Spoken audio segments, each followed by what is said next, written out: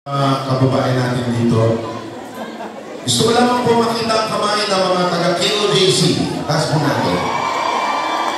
Yan. Yun. Itaas naman po natin ang ating kamay kung hindi po tayo taga-KOJC.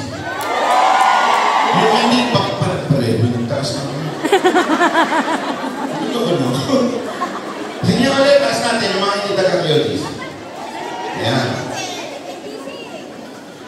Yung mga nagtaas ng kamay, tulad ninyo po ako. Hindi rin po ako taga-KOJC. Ngayong araw na ito, may kwento ko lamang kung paano natagpuan namin mga balateros ang tunay na mga pangyayari sa loob ng KOJC. Aaminin ko sa inyo, nung una, isa po ako sa mga nagsabi na reliyong ito ay isang bulaang propeta. Isa po ako sa mga bumatiko sa mga taga-KOJC. Sinabihan ko po kayo na isa kayong kulto. Pinutotoo na yan. Pero, sa kabila nun, inimbitahan po ako ni Pastor Kibuloy kasama ng aming grupo sa KOJC.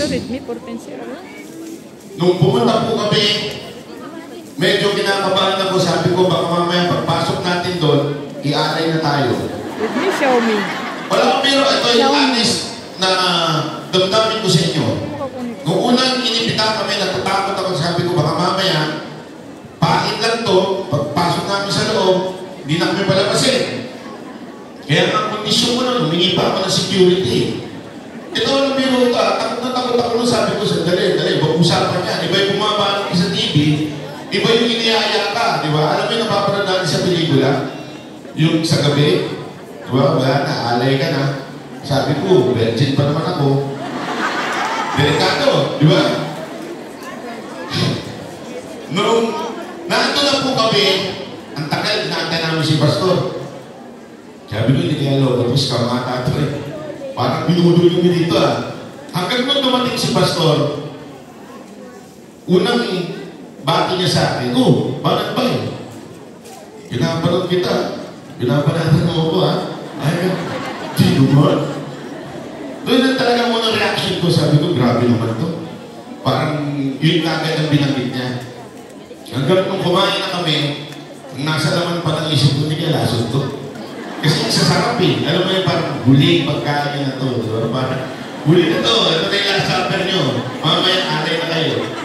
Hanggang nung nag-uusap-usap na kami, unti-unti pinapaliwanag ni Pastor sa amin ang lahat ng bagay. Lahat ng ginawa niya sa ministro niya, maging doon sa kontrobersyal niyang mga binitawan, tulad ng appointed Son of God. Marami sa inyo, tulad ko, parang na ano kayo, bakit ba appointed Son of God? Si Pastor Kibuloy, di ba ang Panginoong Isus yun? Sino? Di ba ang Panginoong Isus ang dapat natin sambahin? Wala na namang ano. Marami sa inyo tatanong yan. Yun din ang unang tanong ko. Pastor, bakit naging appointed? Sino nag-appoint sa inyo? Yun ang unang tanong ko. Hanggang pinaliwanag niya na ang bawat isa sa atin ay appointed Son of God. Na ang bawat isa sa atin, pag tinanggap mo si Cristo, ay appointed Son of God because we inherit